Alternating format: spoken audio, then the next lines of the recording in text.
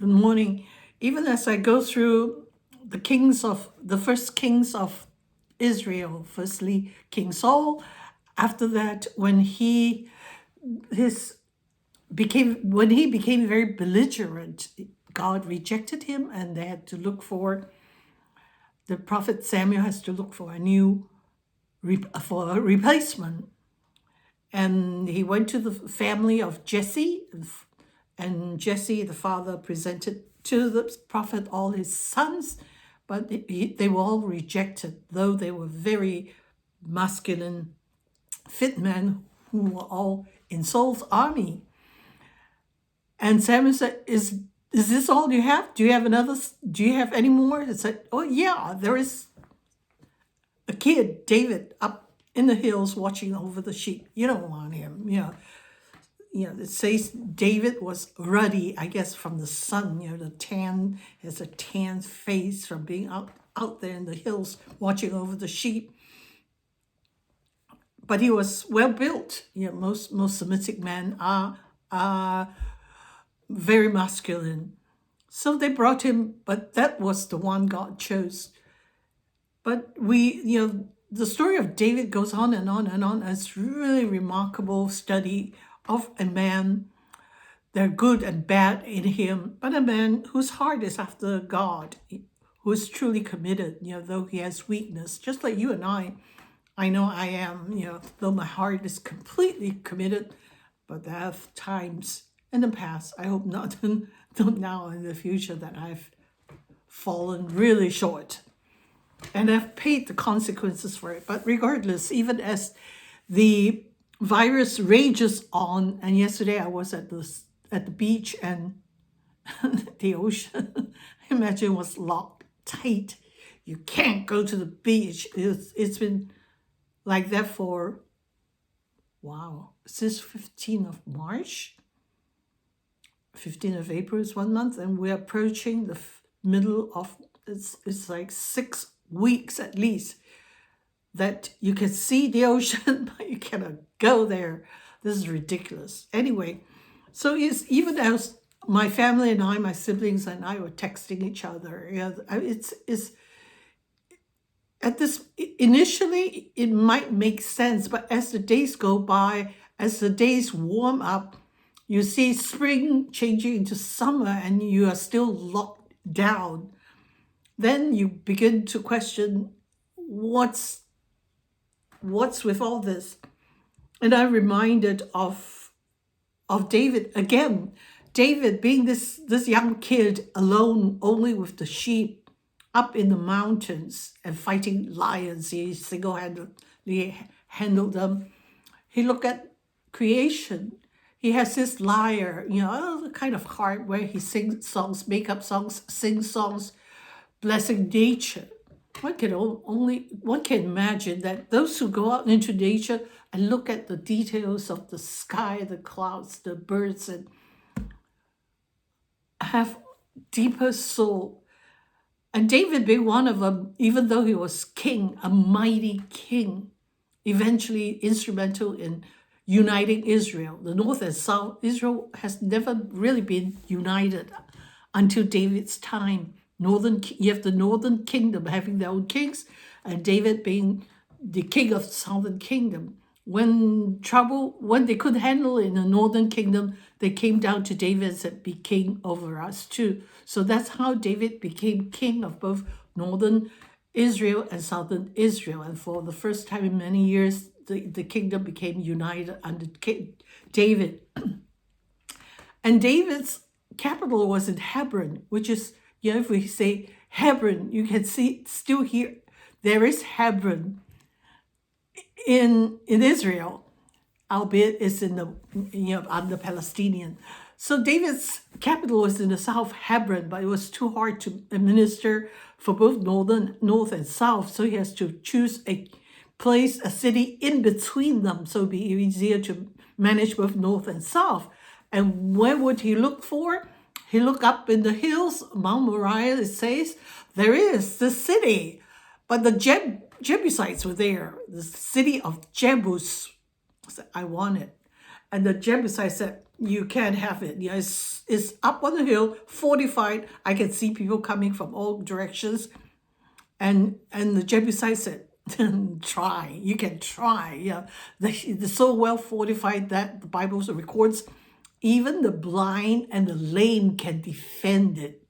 But David did breach their defenses. He climbed up the water courses. Yeah, as the water comes down, it makes, it carves its way down the rocks, and that's where he went up. You can still go up those water courses too. And that's how he conquered the city of Jebus, and it became his, and he called it City of David. That is where Jerusalem is right now. And people will ask, what is your source? The Bible in Samuel. 2 Samuel chapter 5 tells of the story of David conquering the city of Jebus and making his own, the city of David, which is a little way down, and up on top is where eventually the first temple would be, and this was Jerusalem. So albeit that David in those lonely hills, looking at nature, making up music, making up poems. I mean, it was really lyrical. Even though he was a real king, he fought. I mean, his whole life was fighting, was bloodshed. His hands are stained with blood, in a sense. But we have numerous records of his poems and music, and in the Psalms. He wrote many of the Psalms. When I was having surgery last year, a year ago, my pastor said, read the Psalms. Usually the Psalms would be a place to go to. So yesterday I was reading Psalm 23. It's sad that we only read Psalm 23 during funerals because of this verse here. Even when I walk through the valley of death, I will not be afraid, for you are close to me. So somehow we always, because of that verse, we only read Psalm 23 during funerals. Why? Throughout life, there are dark valleys that we go through. Especially as I remember a year ago when I was going through surgery, I had this friend which went through the same surgery before me. So I kept on asking questions, and she said, it was a few years ago. I can't remember. I said, oh my goodness, I wish I was in that position, even as I was walking through it, kind of like walking through the valley of the shadow of death. I wish I was on the other side already. I wish I was like looking back, that was some time ago. But today I can say that was a year ago. But we don't have to wait to read Psalm 23. At funerals, we can read it now, even as some of us are probably walking through the shadow of the valley of death. We should not be afraid, because David said, you are close beside me. Your rod and your staff protect and comfort me. Surely your goodness and unfailing love will pursue me all the days of my life, and I will live in the house of the Lord forever. We always say, the song goes, surely goodness and mercy shall follow me all the days of my life, and I shall live in the house of the Lord forever. It's like goodness and mercy are following you. They're pursuing you.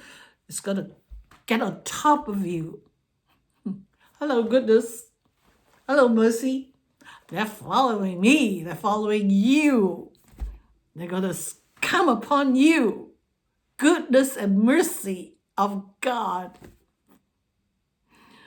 is following and pursuing you and grabbing hold of you to give you goodness and mercy. And even though we are maybe in a dark place right now, we shall fear no evil. Even as Daniel's 3 friends was thrown into the furnace, they prayed and prayed all night, but they still in the morning, as the furnace was cranked up 7 times, they had to go in there. But they went in there, the 3 friends. There was a 4th man in there. But the fire did not singe them. And Daniel himself was thrown into the den of lions. But the Lord kept the lion's mouth shut.